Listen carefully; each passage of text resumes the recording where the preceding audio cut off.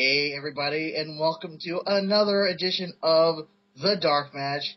As usual, I am No Leaf Clover. I'm Tiefus, and I'm in the danger zone! I'm Mr. War Machine, and that was the lamest opening ever. You haven't seen Archer. And I am your foxy friend Backlash, and as usual, I have nothing really interesting to say. Well, here's the thing. Usually at this point, we would do Ultimate Warrior tweets or the Iron Sheik tweets or something like that. Neither one of them has said anything interesting. But here's how uninteresting Impact is. We just spent the last, 40 minutes doing everything possible to avoid talking about this fucking show. There is a feud going on the Spoonie Experiment forums that's more interesting than anything fucking happening in TNA right now. You know what? I can sum up this week's Impact in basically one thing. Shit happened, and it's the same shit you've been getting for the past 3 years. I'm still shocked that Noli thought that forum thing was interesting, but holy shit, It's more interesting than Impact. It's more interesting than anything happening on Impact right now. Well, we've avoided it as long as we possibly could. Let's talk about this fucking show. All right. We kick it off looking at No Surrender, which I didn't watch, so I guess it's a good thing that they decided to show a recap. Hell yeah. Nobody watched it. I missed that shit. Recap. We were the only people that watched it, and we lost that show. Wait, no, Yeah, we didn't lose good that show. It showed Bobby Roode winning Victory Road series or Bound for Glory series, and Kurt Angle winning retaining the world title, thanks to Hulk Hogan. And I've already lost interest. I gotta say, I'm pretty glad I didn't have to watch that pay-per-view, because really, if you can't even get me to care about a Robert Roode match, and I love me some Robert Roode. Well, that's the thing. The pay-per-view itself was probably one of the better pay-per-views that TNA has put on in a long fucking time. From top to the main event was but generally speaking, the top? Well, the whole from bottom of the card to the top of the card, which was it was a much better show than what they put on recently. Well, the whole thing with Bobby Roode would have been interesting if the Bound for Glory series wasn't utter shit. It's been utter shit since the beginning. They made a complete joke out of it. And it wouldn't suck if it didn't take 3 months to get to the finals, and they didn't even have the finals at Bound for fucking Glory. I mean, Jesus Christ, they had 5 fuck finishes tonight, but, at least none of them were, super overbooked fuck finishes, but they were all botched. Okay, so you did say fuck finishes. I was just about to ask you if you actually said that. I said fuck finish. That should go wow. Anyways,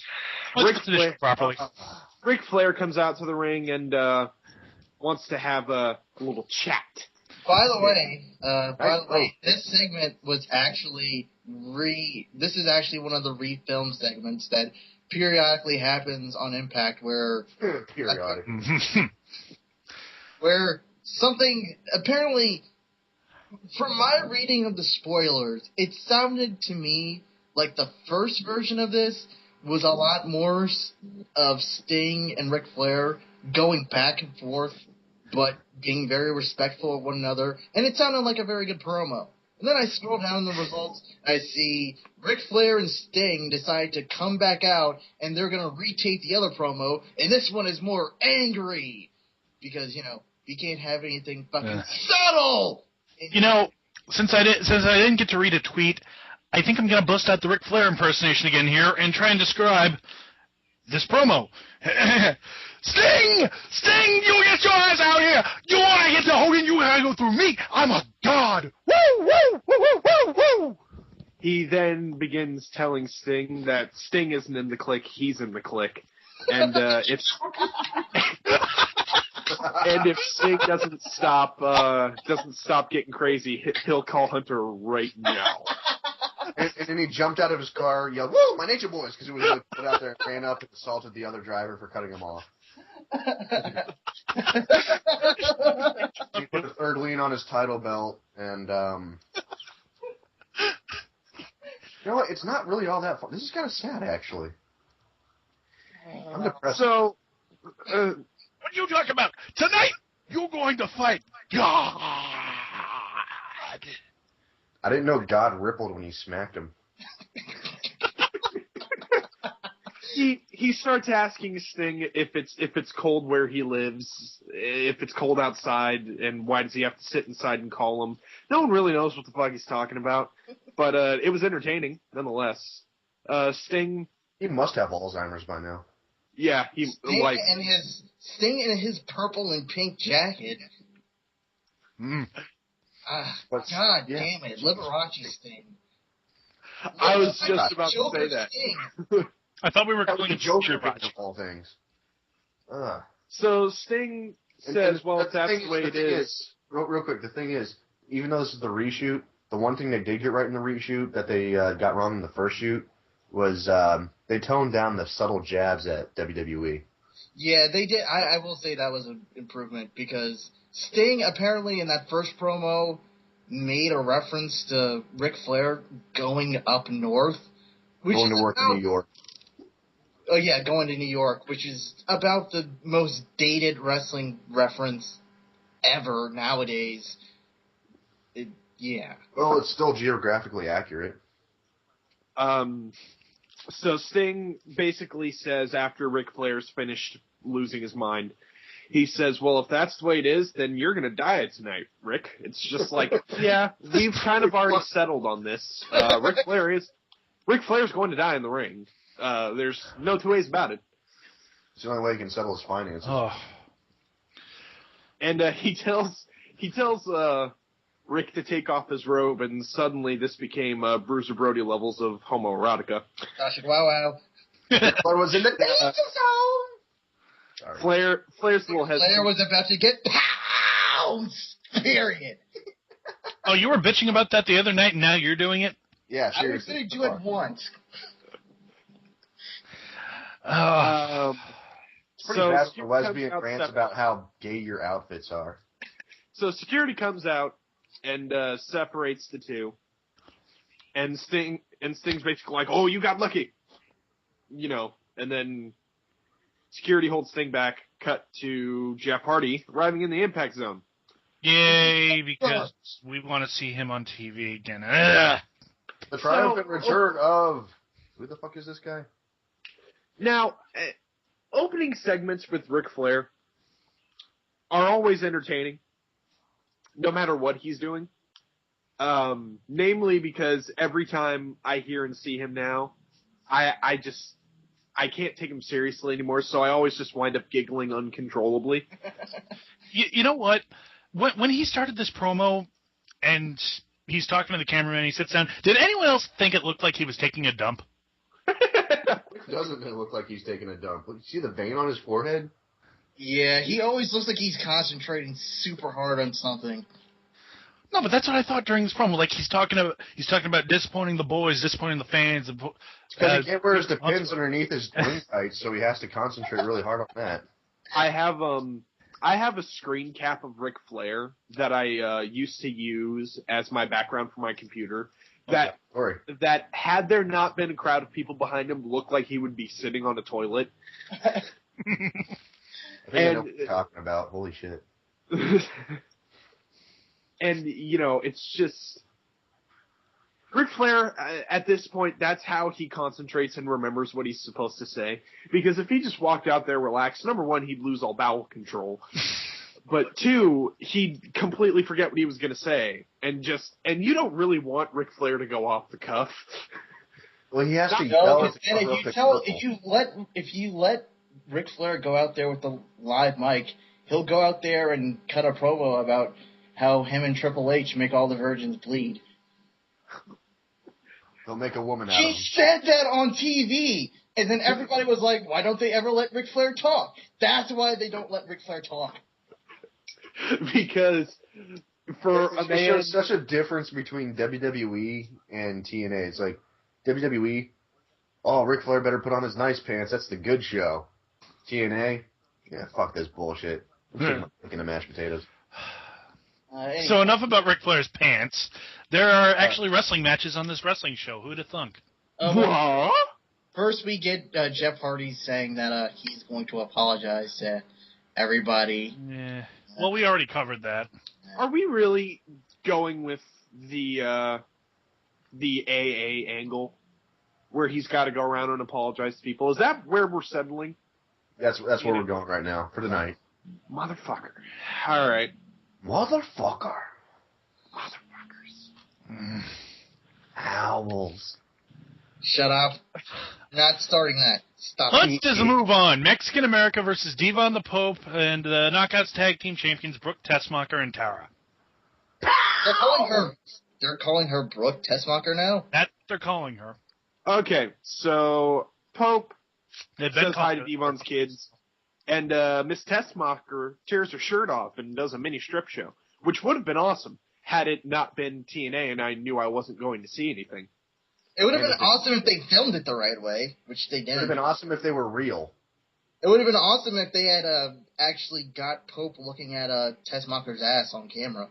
Instead of Devon's crotch. All right. Was this match any good to anybody? Because I honestly I can't remember a single thing. It was decent, and then it just kind of went a little crazy, and I lost track of it. The It one was your thing, typical Mexican America match.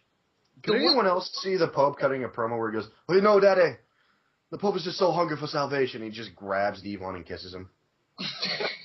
Jesus. It's kind of like that's what how... he'd be yelling by the end of the night, yeah. one thing I noticed about this match was that the psychology of it was just in their tag matches. There's not really any psychology to speak of. You know how it's supposed to be like, you know, the faces come in and they have like.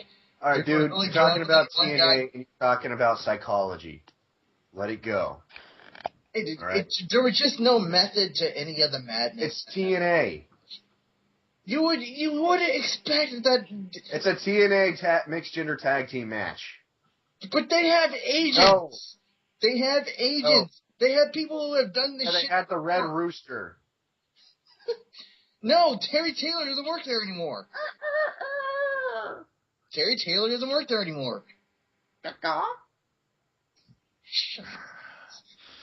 No, I don't think we can really add anything to this match. I completely lost track of what was happening at the end. I don't think there was any structure left in the match because... This is the one match that had a fuck finish that didn't suck. No, wait, no. No, that's something else. No. Am I? The finish of this was I'm thinking of last week. Holy shit. The finish of this was Devon and Pope take out Chavo Bagwell and Hernandez, and Tara gives Sarita a choke powerbomb, and Tessmacher gives Rosita the Hurricane Rana. Double pin, 1, 2, 3. Your winners, the faces. Because nothing screams power wrestler like a woman the size of Victoria. Well, she is noticeably bigger than probably a lot. I mean, like... But she's still tiny. By comparison. Yeah, Oh, son of a bitch. I forgot about this next segment, so... Oh, this is where I checked out for the rest of the night. This show lost me, and it didn't get me back.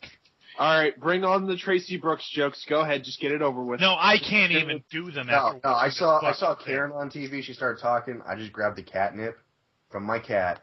Like, seriously, catnip. I started snorting catnip. I don't even want to talk about Tracy Brooks' boobs after watching this goddamn segment. This was so obnoxiously in-your-face annoying that it just makes me want to punch a puppy. Her fucking voice.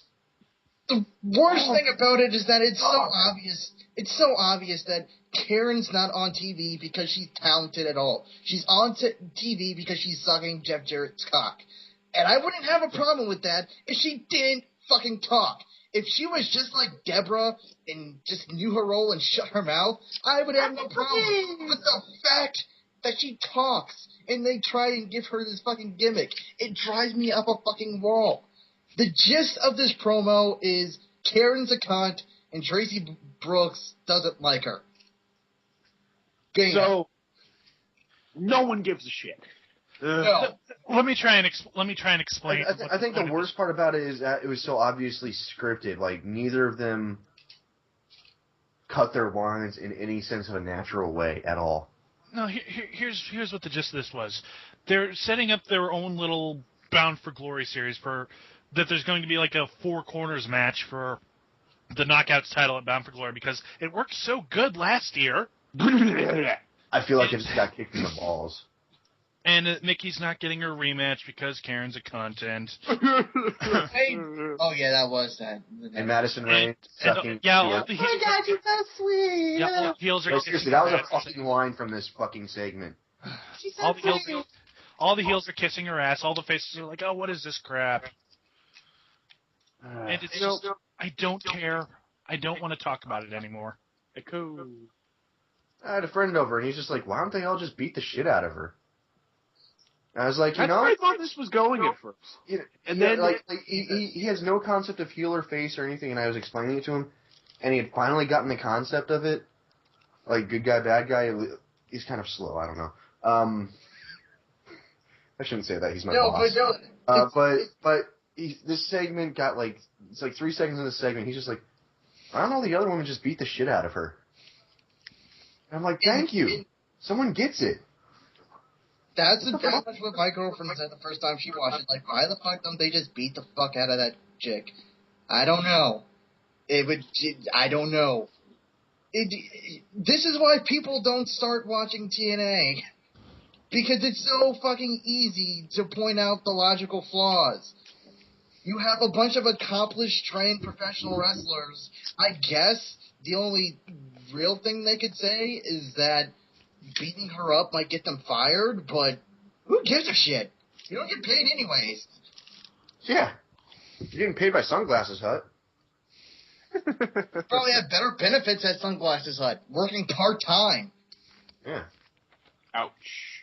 More likely to get stock options. I make more money than most of the Knockouts. I don't even have a job.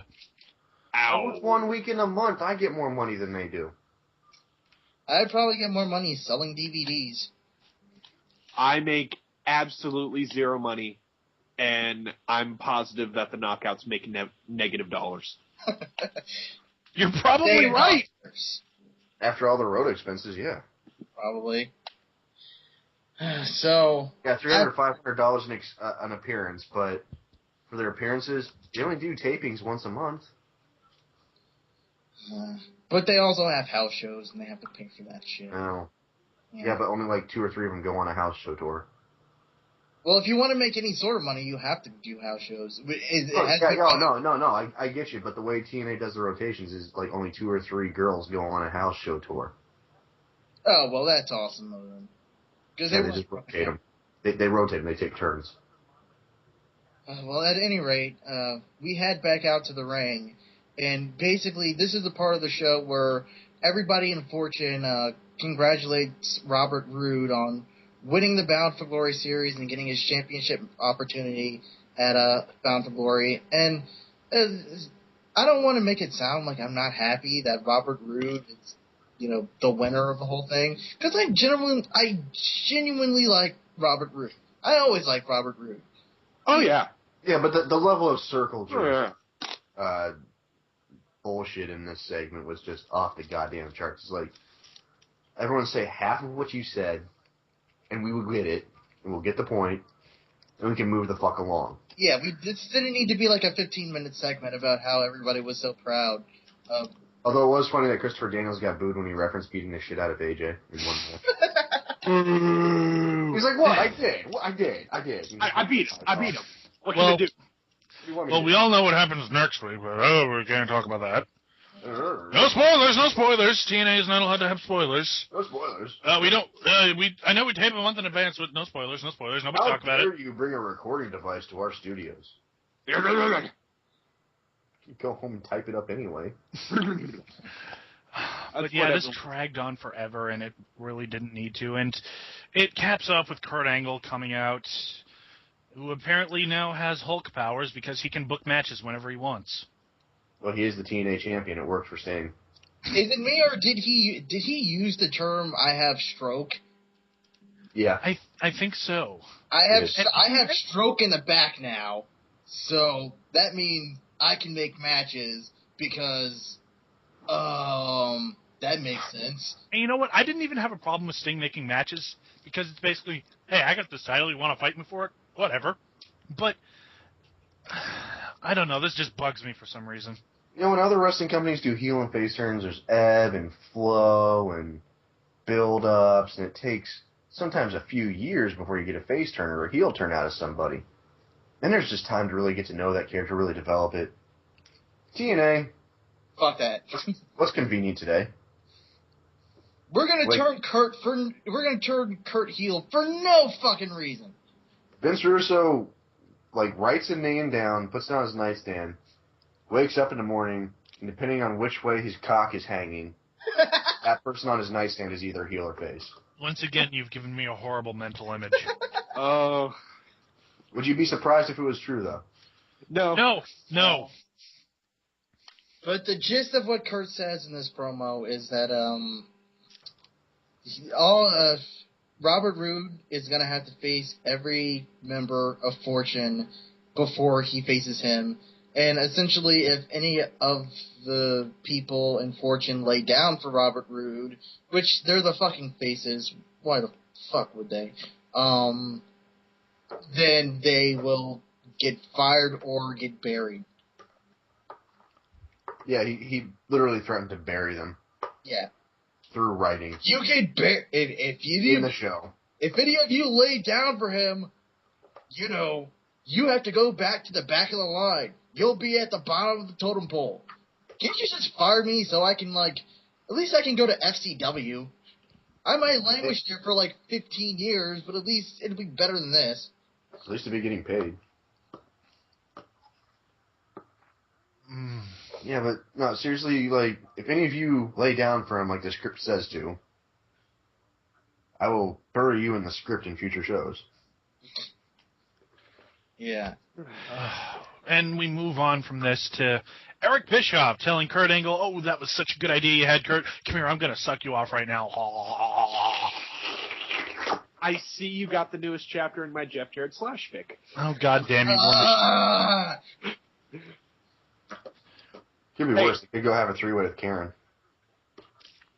Oh, my God. Like I said, I see you got the newest chapter in my Jeff Jarrett / fic. I'm not lying. I just literally threw up. It's Jeff doing everything. She's just laying there, and all Kurt's doing is choking her. He comes first, by the way. Oh, God damn it. This episode of DarkMatch, rated M for mature content. I think we're beyond mature. We're senile.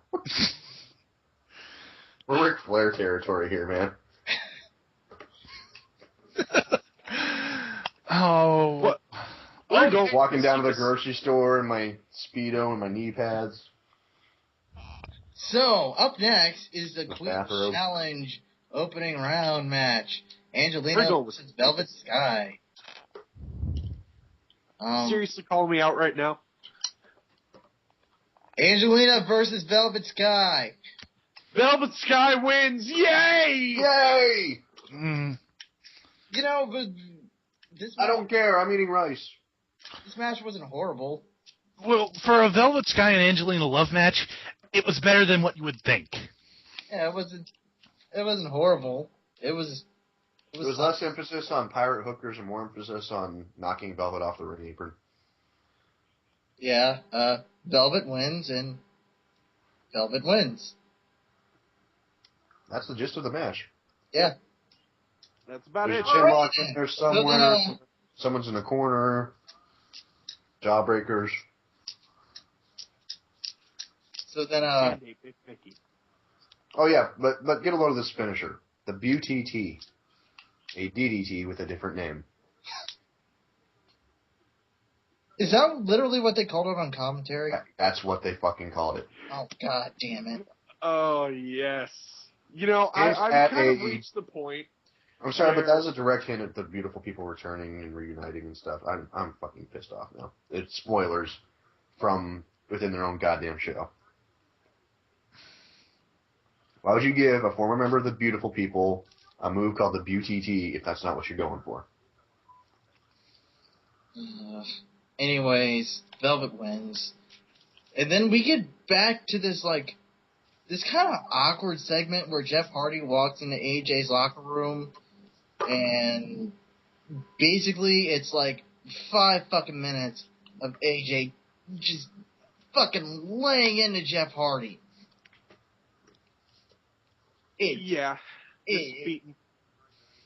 Berating him for the mistakes he's made. And the thing about it is that it's not like AJ's fucking wrong, but I just thought it was a weird thing to waste 5 minutes on the face just bearing the fuck out of Jeff. We've all heard especially of when it's. Okay. I may think that this whole AA angle they're going with is really fucking stupid, but Jeff, maybe not in real life, but at least in terms of the story, is legitimately regretful for some of the things he's done. And he's really just trying to apologize and let them know that he realizes what he did wrong. Yet AJ's just fuck you. And now he's going to be like, oh, I'm going to berate you because, you're Jeff Hardy and people, whatever. We've all heard of the locker room court system that they have, locker room justice. Mm-hmm. Don't let it spill over on the fucking show. Keep that in the back. Especially if you're trying to get Hardy over as a face. Well, I can see where they're trying to build sympathy. This guy's really trying to test where he really means it. He's really got to prove himself to these guys, so he's going to work hard and everything like that. But I can't help but think that AA is just shorthand for a new stable called Angles Alliance. I really don't care. That was an old stable, but whatever. Okay, so moving on. After this, it's time for Hulk Hogan because he has to be in at least one segment a night. He arrives and sees Ric Flair. And Ric Flair slaps him in the mouth and says he needs to shut it. And every time he talks, the ratings go down. But that's only a compliment. That's pretty fucking harsh. but that's only. Oh, I wish that actually happened. What actually happened? That'd be fucking badass. I mean, it would be totally insane Ric Flair. So it's you totally believe it because he's fucking nuts. What he actually says is far worse. Hulk Hogan arrives backstage, and by the way, isn't he supposed to be the fucking owner of the company? I hate that shit where fucking wrestlers just show up to the fucking building whenever the fuck they want. You have unless there's a storyline reason for it, don't fucking do it because we know they're there. I wish I could show up to my job half an hour late every fucking week. Does WWE even do that anymore? I know they used to do it a lot in the 90s, but they do it sometimes. Well, the last time I could think of is last year's Survivor Series, right before Survivor Series, when Randy Orton was late showing up to the arena because it was snowing. Yeah. Yeah, they do it in TNA all the time, where they're just see, that's different though. So and so just arrived to the building. Really? And that wasn't even a work. You can get away with what they did in WWE though, because it's weather. Okay, fuck it, shit, that happens. Even if they're just lying for the show, just to give them an excuse not to be there. Don't just fucking do it for the sake of doing it, because that's I'm the boss of this company, I'm the owner, I oversee everything, I make all the decisions day to day and everything. I'm not even going to be here for the first hour and a half of a 2-hour show. Fuck whatever happens. Okay. And he shows up and shit's going to hell in a handbasket. Oh my god, how could this fucking happen? Well, you weren't there to run shit, you dumbass. So Hulk Hogan arrives backstage and sees Ric Flair and says, "Brother, this is the biggest day of both of our careers." What? Really? No! 90,000 in the Pontiac Silverdome. That's not the biggest day of your fucking career? Really? WrestleMania ever. Really? That's the biggest fucking day of your career? It's not Ric Flair versus Steamboat. It's not Hogan versus Rock. It's not even it's a low budget arena in Orlando, Florida. That's the biggest night of your career. I got it. Starrcade 97. Oh. It's not even Starrcade 97. Exactly. If he would have said Starrcade 97, though, that would have been really fucking funny. God damn it. So Sting pops up from behind, hey-oh, and puts his arms around both of them. He says, I'm going to beat Ric Flair. I'm going to get you, Hogan. Then Sting leaves. He puts his arms like, blah, blah, blah, blah. Yeah. Blah, blah, blah, blah. Why didn't they just beat the fuck out of Sting at that moment? And all they do is go, idiots. That guy's fucking crazy, man. He's fucking crazy. They're idiots. He's off his rocker. I can't believe he's so ridiculous. So we then we go to a split screen interview segment between Mike Tenay and Taz and Crimson, who is coming to us live via satellite from Brooklyn. He's totally not on a 2-week delay. He's totally not, actually at the Impact Zone. There's no way he's just in a set at the Impact Zone. They could have at least made it look like he was in his home. Is there a palm tree behind him? Fuck. Oh my god! And why? I thought we were just going to forget about Crimson. At least for the Rock promos from his apartment, if he wasn't at his apartment, they still would have put random Rock shit that Rock would have in his house up around him. Yeah. When they did remember when they did the John Cena fucking promo where he was doing his riff on the live via satellite thing? Yeah. It actually looked like he was at fucking home. Yeah. I mean, even though it's clearly just a green screen, it actually looked like he was in his house. No, that wasn't a green screen. That was an actual set. They set up a fucking room in the backstage area. You notice they do that. Every office looks a little bit different. It might have the same, furniture and pictures and everything, but they move in. They give you a sense of continuity. They fucking take it. Why don't you fucking try, TNA? It takes more than a couch in an empty room with a concrete floor for me to believe, hey, this is Crimson's house. Mm-hmm. Basically, Crimson says he's going to make Joe pay for crippling him. No one gives a shit. If you're crippled, how the fuck are you going to do that? He's going to... Stop it. He's going to rub some dirt on it and tough it out. Drink water. Walk it off. Okay. So our next match of the night is a submission match. Samoa Joe. Oh, and why submission match? Russo. Samoa Joe versus Matt Morgan. Why are we doing this match again? We already did it at No Surrender. It was stupid then. It was stupid tonight. If Joe had a recent history of winning by submission, I could see it. Except it's the fucking next show after a pay-per-view. Again, you could have had this match at the pay-per-view with the stipulation. You fucking cunts. Give people a reason to buy shit and spend their money, and they will. Why? You said you don't fucking care, and it shows.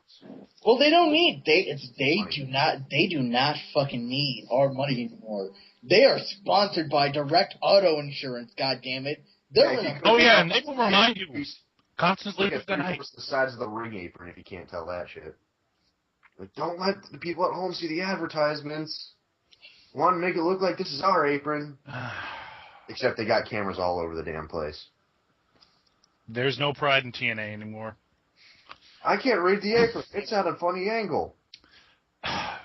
So, anyways, match was stupid. And Matt Morgan wins, of course. Whatever.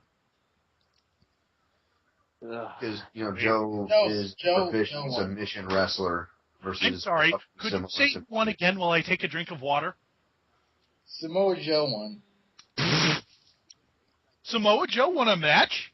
A submission match. Oh, shit, I'm all wet now. That's what she said. Wow. War Machine's taking on the job. To myself during the show. That's okay, I do that to a lot of people. Wow. Okay, let's move on. Do you want the mustache on or off? Shut up. Wow. Samoa Joe wins. We're already on that. We can't get past this part. It's too fucking amazing. Jesus, how many months has it been? How many years? When's the last time Joe won a goddamn match? I don't.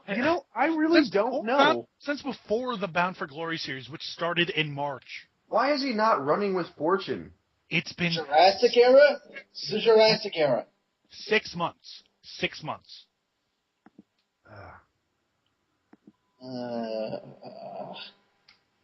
Anyways, Kurt Angle walks into Kazarian's locker room and asks him if he's ready, because if he beats AJ, then he's the #1 contender and whatever. And then... Wait, Kazarian still works there? Apparently. He hasn't done anything in at least a month. Probably 2. Last thing I remember, he was feuding with Abyss over the X Division title, and then they just kind of forgot about him.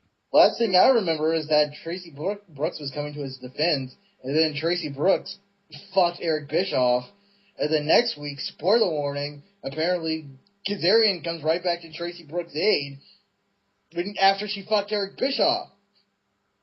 Last I remember, he was a clown. You ever think Kazarian just wishes sometimes that he had just stayed in the WWE? They weren't going to use him, but that he just stayed there for as long as possible. Who the fuck was he in the WWE? I want to say like around 2005, 2006-ish. Ah, okay. Way back when. Yeah. Did he have a name? Yeah, his name was Kazarian. That's original. They should file a copyright. Oh, that'd be fucked up. I think his last name is actually Kazarian, though, so. That'd be funny shit, though. At any rate, we get our... It would be kind of funny. Because then anytime they reference him on TV, like, they should copyright Frankie and Kazarian, so anytime, and like, individually, everyone's first and last name in TNA gets copyrighted by WWE. So anytime anyone talks, they have to say full names, like, I'm coming for you, Ric Flair. I'm coming for you, Steve Borden. Steve Borden, you pay attention to me. You know, the whole Bret Hart kind of thing. Yeah. Or he just... Wait, what about Bret Hart and Ric Flair? Bret Hart cannot say anyone's first name or last name. He has to say their full name. You know, Shawn Michaels. Yes, Bret Hart. Yeah, that thing. You ever seen that before? No. 3 goals, Bret. Anyway. Hey, how about this match? Who gives a shit? Before match, first we have to talk about the awkward segment where... Oh, must we? Could they pick a direction they want to go with Jeff Hardy and then just stick with it? They have picked a direction. You suck, man. You suck. You let me down. You let your friends down. You let Immortal down, even though I want to kill them. You let America down. Oh, God. You let the Moore County Sheriff's Department down. Wait, what? I don't even know what that means. You let them That down. was their drug bust and you held out for the feds, you son of a bitch. They were counting on you. Counting on you. And you just let them down. That Ray. Stuck go. Twisted in the wind. Like a paper bag. You fucked up, Jeff Hardy. You fucked up royally. Jeff Look, man, Hardy. I'm sorry I did the drugs. I'm not talking about the drugs. Why the fuck did you get your brother hired here? Motherfucker was psycho. Clearly. Have you seen any of his YouTube vids? He You let backed him my taser car his 7 wife. times in 10 seconds. You let him taser his wife. His wife. You tasered his wife.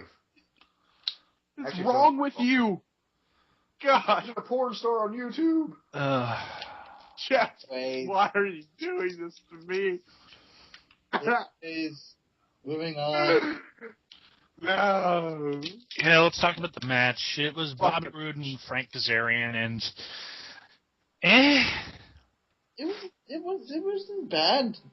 I don't know. I think I was just completely gone by the time this happened, but yeah, it was an alright match, but I'm gonna be I'm perfectly honest. so past the point of It's caring. going to be pretty good. I'm gonna be perfectly honest. By this point, I was like drifting in and out of sleep. So I would just come back in the middle of the match and then, like, fade out. And then the only thing I saw was Bobby Roode's hand being raised, and that's, like, of that match, it's the only clear thing that I remember.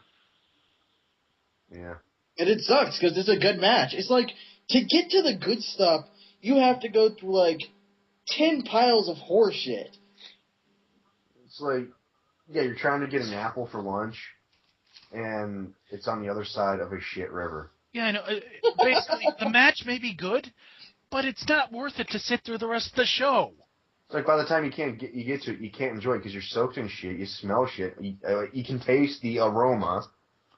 And then you realize you have to swim back to shore. You have to get back to the other side because that's where you left your car.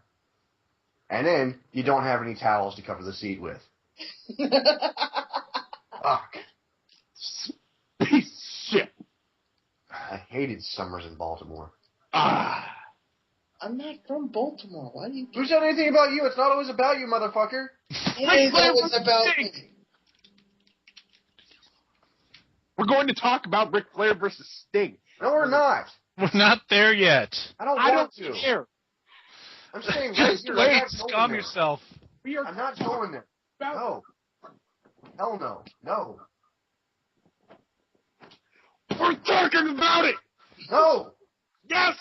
No, I don't want to. Okay, stop. I don't care. Stop. You stop. Your face stops. Stop you with an owl. Relax. First, we have to talk about how Kurt looks unhappy because. Then we have to talk about. We have to talk about how during the break, Kazarian's like, hey, it got physical out there, but I still like you, I still support you, and hey, I gotta ask you a personal question. Did my wife fuck Eric Bischoff? No, I think I was just imagining that. Anyways. Was that a joke? Yes, I'm gonna get Jerry Lynn. Yes, it was a joke. He didn't actually say that. I'm completely lost right now. Stay lost. You'll feel better for it. And I feel hated. I just want to curl up in a hole. Any hole. Gotcha, wow. Could be Jeff Jarrett's hole. Anyway, we got Jerry Lynn. Well, we've also got Austin Aries talking about his first title defense next week. Yeah, whatever. Can we just skip fucking Austin Aries? Hey, Austin Aries is one of the few good things on this show. I disagree, good sir. There are no good things on this show. Well, I don't really want to talk about Jerry Lynn and Bully Ray. All right, fine. You talk about your shit. I'll talk about my shit when it's my turn. No, I mean, I don't want to talk about that. I do want to talk about Ric Flair versus Sting. God damn it!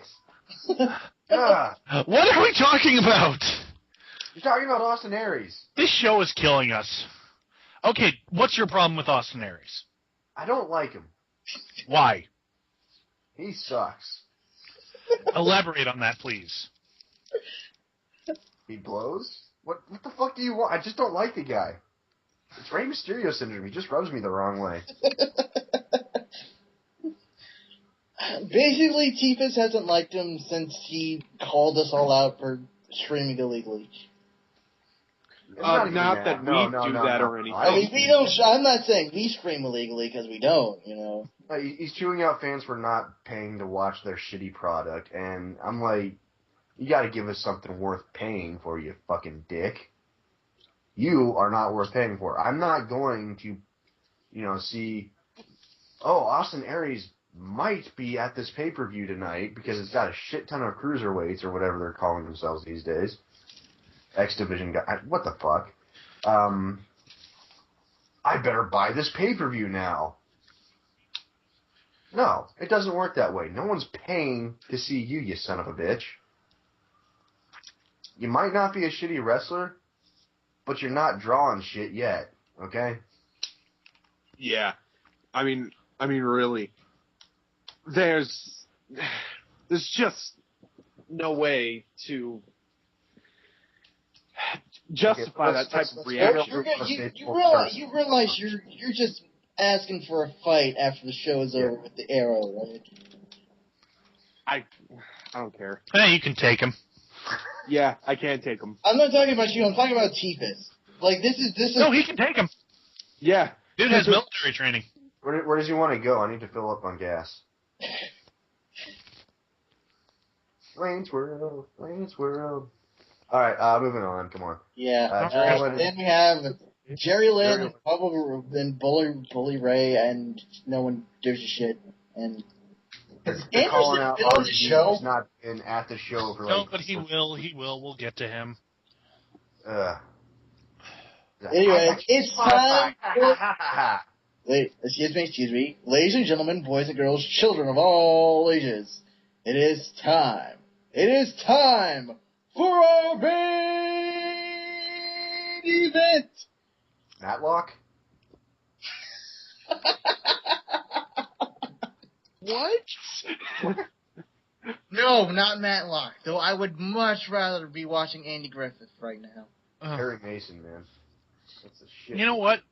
I went into this hearing everyone saying this match was absolutely horrible, and I started thinking, it can't be that bad.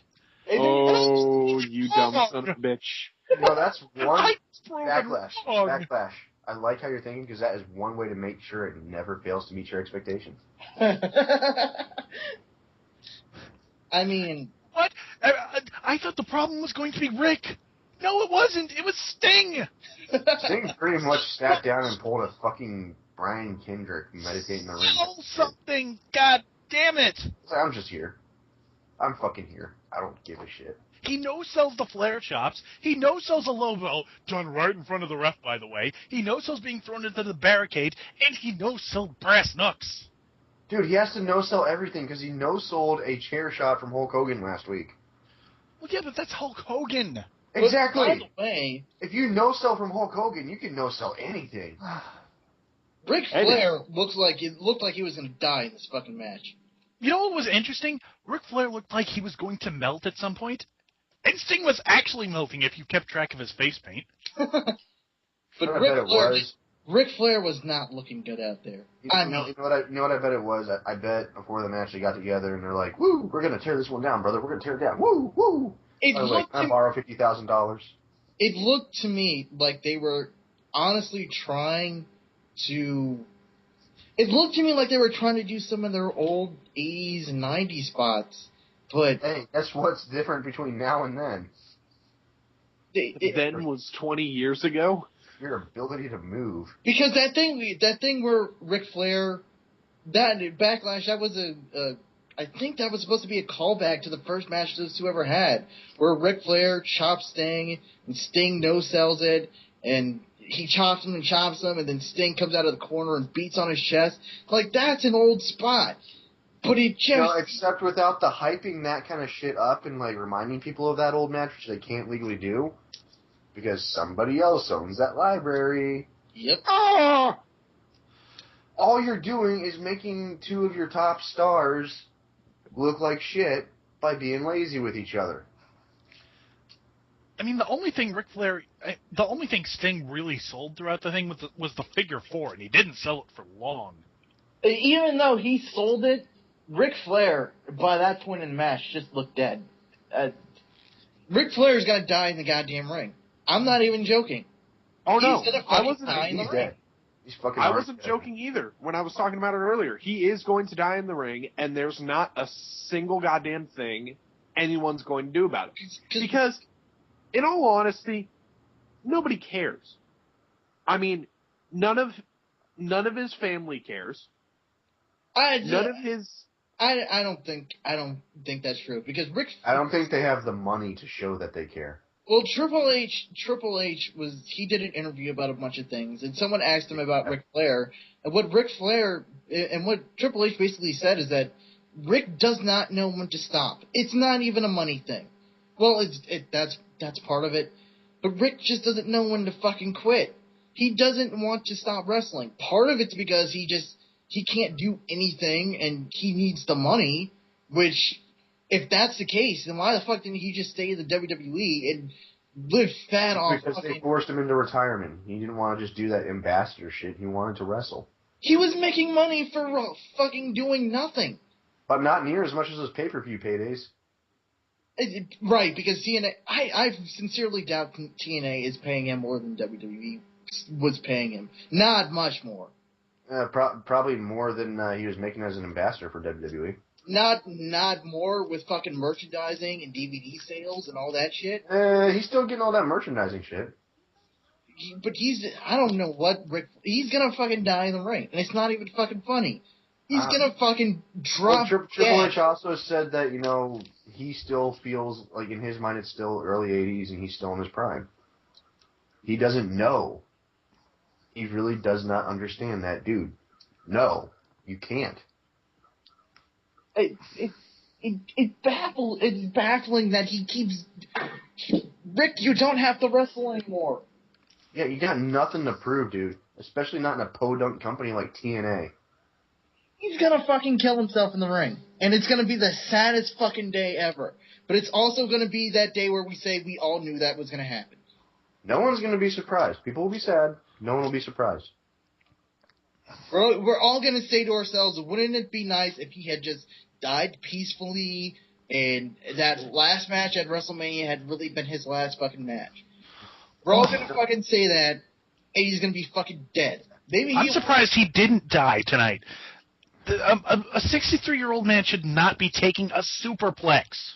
Oh, that's... I'm 24, and I shouldn't be taking that superplex. That spot pissed me the fuck off, because I was like, there was no fucking reason for that spot. Why would you even call that spot? You don't have to do that. What's the point? What's the fucking point? Sting, you don't need to beat him by doing that shit. All you gotta do is, kick him a few times, tell him they canceled, I don't know, Happy Days, whatever old people used to watch, and say they ran out of booze in the backstage area. And he will fucking fall to the ground crying. God damn it. Anyways, the end of this the fucking finish of this match is fucking Gunner. Ugh. No, I wasn't pissed off enough. It was all of Immortal. Gunner was the first one in the ring, though. Well, Jeff Jarrett was there, too, but nobody really gives a shit about him anymore. He doesn't even give a shit about him. He just shows up. He's like, here. Okay, I'm going back now. I give a shit about Jeff Jarrett. I mean, there's 3 guys jumping in the ring. Dude, you giving a shit about Jeff Jarrett is a whole new level of creepy, okay? There's 3 guys in the ring who are not supposed to be there. And you don't call a DQ? What the fuck? I mean, oh yeah, blow. Who's the ref? Who's the ref? No fucks given. That freaking low blow was one thing. That Earl Hebner was looking right at him when they did that. It wasn't even a no DQ match, I don't think. They didn't announce that it was. If this wrestling thing doesn't work out, Earl Hebner could really go do ref jobs for the NCAA. I think he'd be better at the NFL. Maybe NHL. Yeah. Hey, keep him out of the fucking hockey rink.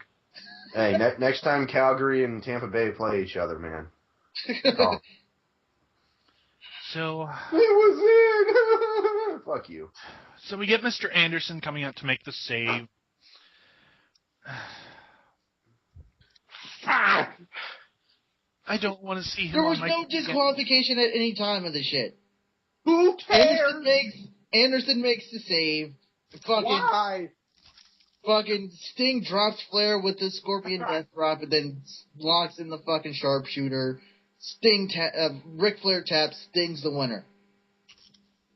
I don't care anymore. I really don't. I stopped caring so long ago. And, had I not said, rightfully so, that the Redskins are the worst football team ever. Fuck you, we're 1-0! Oh, God. Hey. You just want to be on TNA shows forever. I'm going to let you do this show by your fucking self. Whoa. Hey. Calm down, No Leaf. It's not like you insulted your beloved Ravens or anything. I'm not from Baltimore.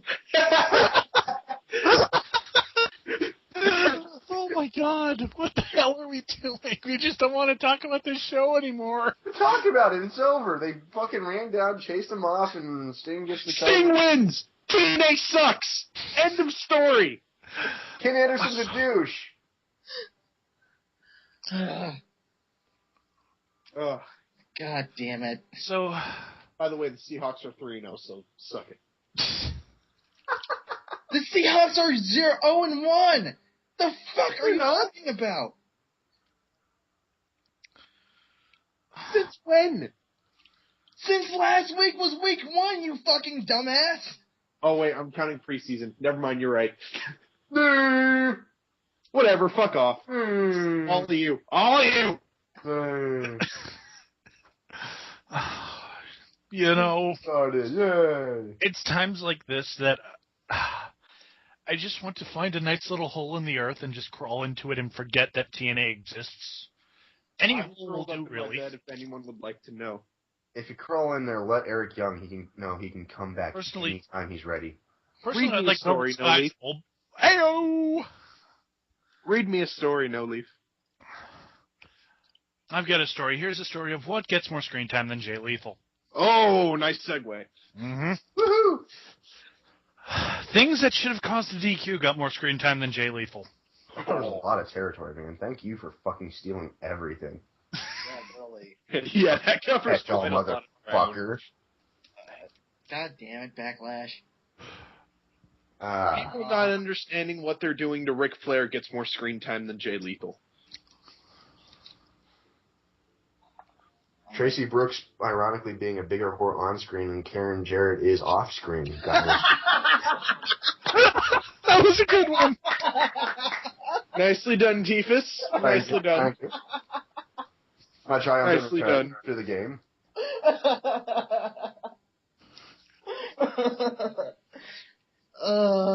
Redskins, worst football team ever, gets more screen time than Jay Lethal. I'm gonna make you do this show by yourself. It's gonna be the Impact Wrestling show starring War Machine every fucking week until TNA die. Hey. You can have 2 co-stars. An Owl and Justin from Turbo Rangers. Oh, you piece of shit. You piece of shit. Oh. I'm just gonna play GoldenEye while I'm supposed to be recording the show. And with that, this has been the Dark Match. I am Backlash, and I need a drink. God damn this show. I'm This is Mr. Tiefus, War and I'm Machine. still in the danger zone! I'm Mr. War Machine, and fuck the Redskins. I'm No Leaf Clover, and after the show is done, I'm gonna fucking kill War Machine. I'm gonna kill him. I'm gonna kill him Fuck dead. Baltimore. And I'm not even gonna feel bad about it. I'm gonna kill Tiefus too. Go Good night. Ravens! Good night, and good luck, everybody. Caw, caw. Fucking hate you. I got